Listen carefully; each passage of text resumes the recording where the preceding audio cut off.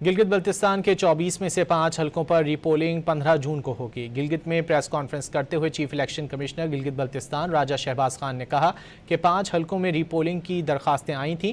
D R O نے ری polling کی تجویز دی تھی جس پر ری پولنگ ہوگی۔ 24 حلقے ہیں، ان کے تقریباً فارم 47 سب کا بن گیا ہے۔ اب ان میں سے کوئی 5 حلقے ایسے ہیں جن میں ری پولنگ کے لیے درخواستیں آئی تھی اور وہ متعلقہ ڈی آر او صاحبان نے ریکمنڈ کیا تھا۔ ان کے ریکمنڈیشن کو مد نظر رکھتے ہوئے میں نے ان پر ری پولنگ کا میں نے شیڈول دیا ہے 15 جون کو۔ کنسلٹیشن ابھی ہو رہی ہے، اس کے بعد پھر فارم 48 بنے گا جو پوسٹل بیلٹ پیپروں کا بہت سارے اس میں ابھی نہیں ہوا کنسلٹیٹ۔